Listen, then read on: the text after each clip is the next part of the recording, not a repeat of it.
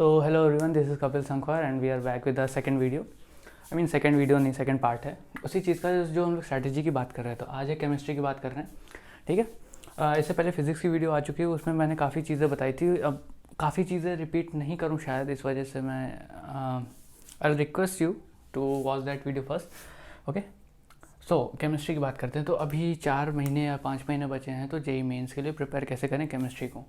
Okay, so these are the topics कि इन topics को कितना मैंने ये ओसी का मतलब ऑर्गेनिक केमिस्ट्री, ये आईओसी इनऑर्गेनिक एंड फिजिकल, ये अलग अलग बाइफरकेट कर दिए हैं, ठीक है। And these are the number of days that I have written over here, okay, जो ब्लॉक्स में। तो इसमें ऑर्गेनिक में अभी 2-4 चैप्टर और लिखने थे, बट जगह नहीं थी, इस वजह से नहीं लिखे, ठीक है। चलो पहले फिजिकल से बात करते हैं। ओके, तो फिजिकल केमिस्ट्री में सबसे पहले इंपॉर्टेंट चैप्टर होता है एटॉमिक स्ट्रक्चर और मोल कॉन्सेप्ट। ये इस वजह से होता है क्योंकि ये सारी चीज़ें बेसिक्स हैं, क्योंकि एटॉमिक स्ट्रक्चर में आपको ऑर्बिटल्स के बारे में पता चलता है, okay, and a lot of about atoms, photons किस तरह से रिवॉल्व करते हैं, क्या क्वांटम मैकेनिक्स यूज़ होती है उस चीज़ में, तो ये बेसिक्स बनता है। ओके, मोल कॉन्सेप्ट भी बहुत बेसिक चीज़ है, क्योंकि उसमें आपको रियल एनालिसिस के बारे में पता चलता है कि क्या चीज़ में क्या मिक्स करो तो कितना बनता है, वो जो इक्वेशन सॉल्व करते हैं। ओके, ये 2 मेन चैप्टर्स हैं। उसके बाद रिडॉक्स हो गया, ठीक है, solutions and KTG and thermo. Okay, इसके बाद के सारे चैप्टर्स इन दोनों चैप्टर्स पे डिपेंडेंट होंगे काफ़ी हद तक। ओके, और कुछ चैप्टर्स जैसे सॉलिड स्टेट हो गए और KTG and thermodynamics, these are independent chapters. इसमें थर्मो में भले यूज़ होता है बट केटीजी में यूज़ नहीं होता है। ओके, तो ये दोनों चैप्टर इंडिपेंडेंट है टोटली। अगर आपको इनमें से कुछ भी नहीं आता, सॉलिड स्टेट से स्टार्ट करोगे तो कोई दिक्कत नहीं होगी, ठीक है। बाकी सारे equilibrium, electrochemistry and even surface chemistry भी नहीं, सरफेस केमिस्ट्री अगर आपने एनसीईआरटी अच्छे से की हुई है तो it will be enough. Okay, these are the number of days. और इक्विलिब्रियम में मैंने सिर्फ इक्विलिब्रियम लिखा है, केमिकल और आयनिक को मिक्स कर दिया है, तो 6 + 6 डेज आप लेके चल सकते हो, ठीक है। और जितना दिया है उसी के हिसाब से लेक्चर्स होते हैं, ठीक है। अगर 6 डेज दिया हुआ है तो 1.5 घंटे का या 2 घंटे का एक लेक्चर आप पर डे के हिसाब से देख सकते हो, डिपेंडिंग अपॉन कि आप किस स्पीड पे देख रहे हो, 2x पे देख रहे हो, 1.5x पे देख रहे हो, ठीक है। उसी के साथ में 1.5-2 घंटे पे आपको डीपीपी या फिर जो भी आपके पास मटेरियल उसको प्रैक्टिस करना है। Okay, similarly in organic chemistry, in organic I would say it is the easiest of all.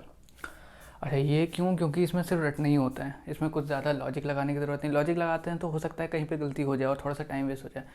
इसमें यह है कि अगर आपको दिख रहा है क्वेश्चन आता है तो ठीक है, मतलब इस लाइक कि बराक ओबामा प्रेसिडेंट था कि नहीं अमेरिका का, आंसर इज़ आइदर यस और नो, बस सिंपल, मतलब स्ट्रेट फॉरवर्ड क्वेश्चन आते हैं इसमें से इनऑर्गेनिक से। ओके, तो इनऑर्गेनिक का बेसिक चैप्टर है chemical bonding and you have to give 10 days to it at least, क्योंकि बेस है, जैसा as I said in the earlier video कि बेस है, बेस अगर स्ट्रॉन्ग नहीं होगा तो बिल्डिंग नहीं बन पाएगी, ठीक है। तो ये बेसिक चीज़ है, ठीक है। फिर इसके बाद hydrogen, S block, P block, D and F block and coordination compound. Okay, coordination कुछ हद तक इन सारी चीज़ों पे डिपेंड नहीं करती है, बट स्टिल है इनऑर्गेनिक का पार्टी। ओके, तो केमिकल बॉन्डिंग इसलिए इंपॉर्टेंट है ताकि ये सारे चैप्टर्स आपको अच्छे से समझ में आ सकें। केमिकल बॉन्डिंग जब आप पढ़ना स्टार्ट करोगे लेक्चर वाइज तो समझ में आ जाएगा कि कितनी इंपॉर्टेंट है। ओके, एंड अलॉन्ग विथ एक चीज़ मैं लिखना भूल गया, रीड एनसीईआरटी डेली केमिस्ट्री की। इट्स इम्पॉर्टेंट बिकॉज जब तक आप एनसीईआरटी नहीं पढ़ोगे, मीन्स में डायरेक्ट सवाल आते हैं, डायरेक्ट। 2020 के जो मैंने पेपर दिया था, मुझे याद है उसमें एक क्वेश्चन आया था कि कौन सा ऐसा एलिमेंट है which is use in devising फोटोसेल्स। Okay, तो इसका आंसर सीजियम था और ये यूजेस वाले पार्ट में लिखा हुआ था। जब हम लोग एस ब्लॉक पढ़ते हैं तो जो ग्रुप 1 के यूजेस हैं उसमें लास्ट लाइन लिखी हुई थी, इवन मुझे वो चीज़ याद रह गई, ठीक है। इसी वजह से मैंने वो तुरंत देखा और आराम से लगा दिया। तो एग्जैक्टली यही आपको भी करना है, एक एक लाइन रटी होनी चाहिए। ओके, तो रीड एनसीईआरटी, रीड ही नहीं, I think it should be कि लर्न। ओके, याद होनी चाहिए एक एक लाइन, ठीक है। एंड सिमिलरली फिर ऑल दिस कि इनके लेक्चर्स देखना है, इनके ट्रेंड्स। हाँ, इसमें ये चीज़ है कि आपको बस 15 से 20 मिनट डेली इनके जो नोट्स हैं और एनसीईआरटी है, तो बस रटने हैं बैठ के और कुछ करना ही नहीं है।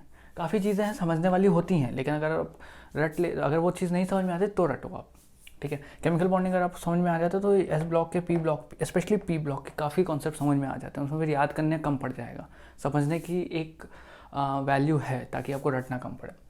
ओके, फिर आते हैं ऑर्गेनिक केमिस्ट्री में जिसमें सबकी फटती है। ओके, तो स्टार्ट करते हैं फिर जीओसी से। फटना बंद हो जाएगी क्योंकि जब आपको जीओसी समझ में आ जाएगा, जीओसी में इसीलिए मैंने 14 डेज़ लिखा है ताकि आपकी प्रैक्टिस अच्छी हो।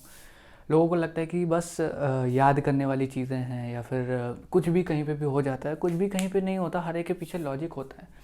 ओके, अब जी ये जो 14 डेज़ लिखा हुआ है यहाँ पे आपको प्रैक्टिस इज़ द मेन की, ठीक है।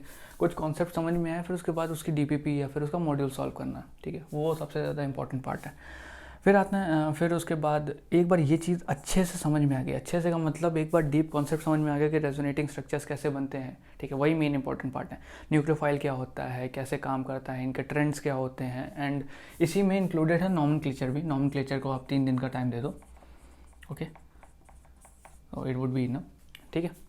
उसके बाद जब हाइड्रोकार्बन से स्टार्ट होता है, फिर उसके बाद चीज़ें बहुत स्मूथली चलेंगी, ठीक है। इनके लेक्चर्स देखना है 4 डेज़ पे, ठीक है, और उसी के साथ में इनकी जो डीपीपी है वो सॉल्व करनी है। अच्छा हाँ, एक मेन चीज़ मैं उससे पहले ये चीज़ बता दूँ, हेलो एल्केन्स है, अल्कोहल्स, फिनॉल्स, वो जो एनसीईआरटी में जिस तरह से गिवन है वो वाले चैप्टर की बात लिख रहा हूँ, haloalkanes and haloarenes वाला chapter, okay, aldehydes, ketones and nitrogen containing compounds. और उसके बाद जो चीज़ें आती हैं वो होते हैं biomolecule, okay, biomolecule and chemistry in everyday life as well, okay. तो ये दोनों चैप्टर्स ऐसे हैं कि इसमें सिर्फ याद ही करना पड़ता है, इसका कोई इलाज नहीं है, you can't do anything, okay. तो उसके स्ट्रक्चर्स हो गए सारे के सारे, जिसमें ऑलमोस्ट 50+ स्ट्रक्चर्स हैं, शायद 100 के आसपास हैं, वो सारे याद होने चाहिए, दिमाग में बैठे होने चाहिए। याद करने का एक तरीका है, बना के ट्राई करो, okay, that's the only way possible, ठीक है। इसके बाद जो मेन इंपॉर्टेंट बात है कि ऑर्गेनिक केमिस्ट्री में सबकी फट इस वजह से है क्योंकि उसमें लगता है कि सारी चीज़ें कभी भी कुछ भी हो जाता है, क्योंकि कई सारे एक्सेप्शंस आते हैं सबसे ज़्यादा, और same goes with inorganic chemistry as well, ठीक है। इसीलिए मैंने बोला कि जब तक जीओसी और इसमें केमिकल बॉन्डिंग, ये दोनों बेसिक पार्ट हैं पूरी इसके नीचे वाले के, ठीक है। अगर आपको ये चीज़ समझ में आती है तो वो भी चीज़, वो एक्सेप्शन भी समझ में आएगा कि वो एक्सेप्शन एग्जिस्ट क्यों करता है। Some of the exceptions in organic chemistry are really like कि वियर्ड हैं, ठीक है, वो नहीं समझ में आते वो, और वो शायद हम लोगों के बस का भी नहीं समझना, और नहीं समझना, कुछ चीज़ें रटनी ही पड़ती हैं, ठीक है। एक चीज़ मैं बता दूं केमिस्ट्री पढ़ने से पहले कि एक्सेप्टेंस इज़ वेरी इंपॉर्टेंट। जो चीज़ है वैसे वो एक्सेप्ट कर लो, चाहे वो याद करना हो चाहे वो समझना हो, ठीक है। अपनी टीचर्स को अच्छे से फॉलो करना, ओके। तो यही मेन पार्ट था, और प्रैक्टिस इज़ द ओनली की पॉसिबल, और बाकी स्ट्रेटेजिकल वीडियोज़ के लिए हम लोग हैं ही, ओके। नेक्स्ट वीडियो में मिलते हैं।